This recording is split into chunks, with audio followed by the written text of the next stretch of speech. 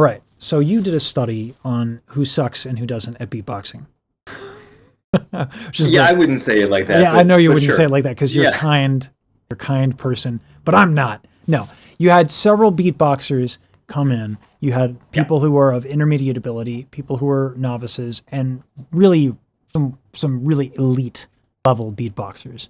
Yeah, people who had won or been finalists in some kind of competition. Now, Yeah. do we get to name drop one of the beatboxers? I can tell you the name of the intermediate beatboxer. That's at Nimitz Beatbox, Nimisha Patil, and I can tell you her name because she's the first author on the paper. She's the beatboxer who, coordinated the. She found the beatboxers. She brought them to the MRI. She asked them to say what they were going to beatbox in advance and help them record the thing. And she's the one who found me to get me on board with the project. So she deserves a lot of the credit.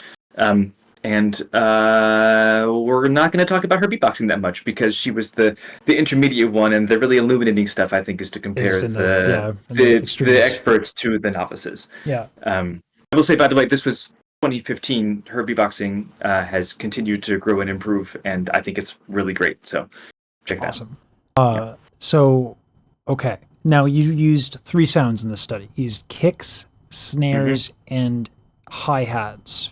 Right? Yeah. Is that a good way to put it? Yeah. Kick drums and PF snares and closed hi-hats. Okay. And so what was the differentiating factor?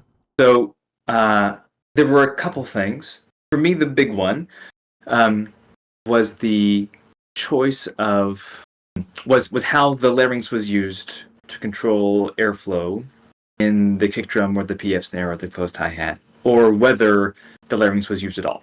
So we observed like that this is a qualitative study. We used our eyeballs and we described some things that we saw in the videos, but we didn't provide any numbers, no measurements of things. So there's actually work to be done here on these videos to transform these observations into numbers to put some numerical weight behind the claims. But we observed that the experts, when they were using their larynx to make a kick drum or a hi-hat or a PF snare, tended to have bigger movements of the larynx up and down. So that's able to get you a bigger pressure difference. Like if your larynx starts nice and low and goes nice and high, while your lips are closed for a kick drum and your velum is raised, your vocal folds are closed, you have this closed chamber of air, and when your larynx then raises, the chamber compresses all the air that's inside, and the bigger the difference between the low height of the larynx and the high height of the larynx, bigger the compression. The bigger the compression, the presumably more power you get. I want to just get a visual up here. Oh yeah, please. So velum right here, that's the soft palate, for lack of a better term. And you're closing off your nasal passage so that air cannot escape. Through the nose, that's right. Your vocal folds right around here-ish, give or take a couple. Yeah, the little dot that you can right below your mouse. The little dot. Yep. That's the top of the arytenoid cartilages. Right here. Okay. And how long have you spent looking at this footage, Dr. Blaylock? Oh, this footage? Any MRI footage to see what's going on. Oh, you're a little pixel to the right, please. Yeah, there you go. If it's 2025, then I've been doing this for 10 years. I've been looking at this video specifically. Wow. Okay, that's commitment.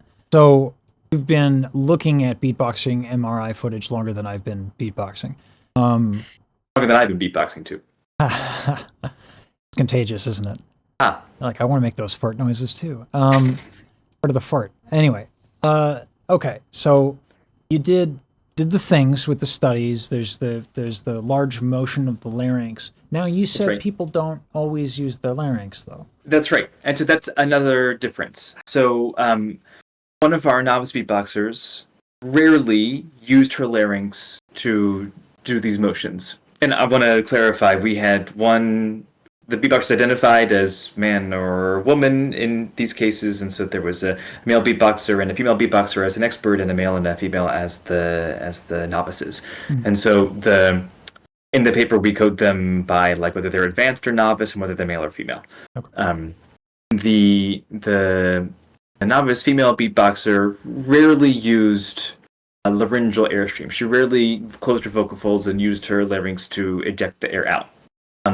Whereas the expert female beatboxer was really reliable about doing that for all of her kick drums, closed hi-hats, PF snares, asterisk, except for in other cool research where I showed that there's a pattern where she doesn't, and it's very cool and linguistically relevant. But that's not what we're talking about.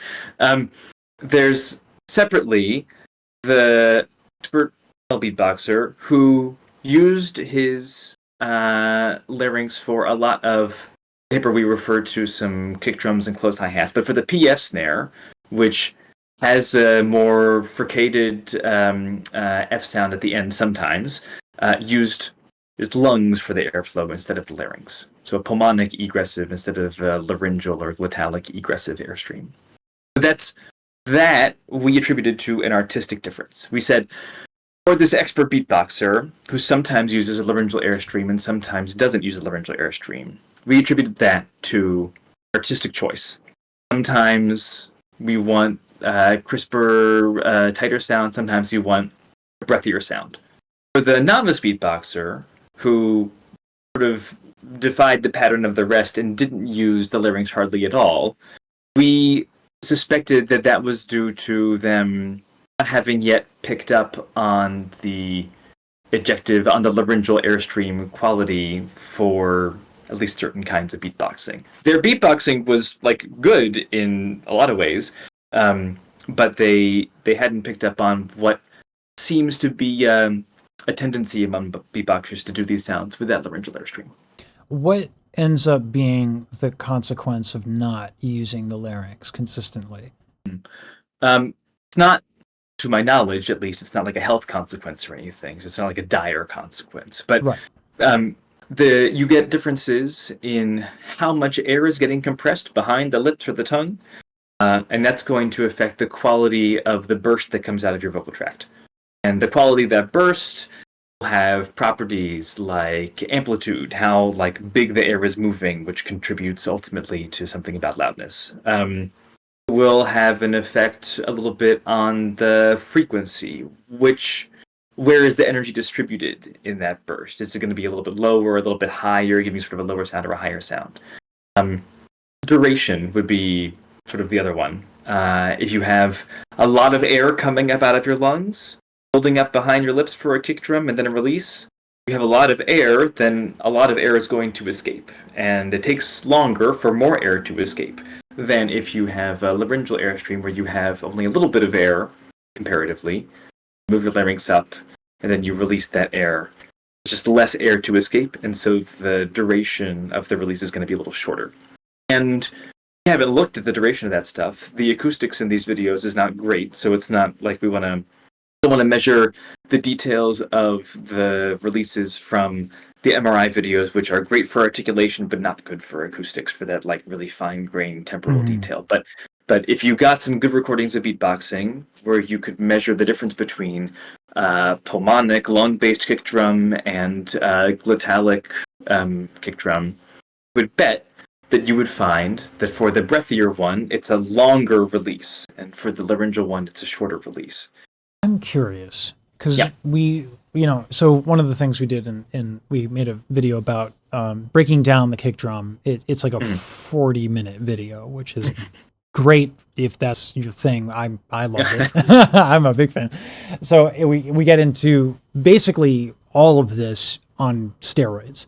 Mm-hmm. One of the things I have a fantasy of is that we get to do some sort of interesting data collection. Say, for example, you get flown out to a GBB.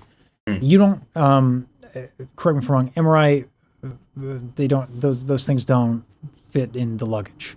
Well. Not this kind of MRI, not that I know of. Yeah. So you said there's another method you can use, sonograms? Ultrasounds. Yeah. Okay. And ultrasounds can be relatively portable, but I don't know if they can travel that easily. They're portable, so they can travel. Okay. You need the thing, you need the little machine, you need the gel, and if you want to do it well, you need the helmet that goes around people's heads to keep the sensor in place under their chin. Okay. And then a microphone. That would be a fun getup. and we just put a bunch of beatboxers through the ringer with ultrasound and a microphone. Well, I'll tell you what, my beatboxing friends, there are a lot of universities that have linguists in them, and some of those linguists are phoneticians, or some people aren't, like other speech scientists maybe. A lot of people who study speech may have an ultrasound in their lab. And if you go to their university and you ask them, you say, hey, I'm a beatboxer, I'd love to get looked at in your ultrasound, they might be willing to put the helmet on and give you the little device and to start taking videos of your tongue. We might do that. That might be a thing. I'll reach out to UNLV and we'll see if we can do that. Mm-hmm. All right. Okay.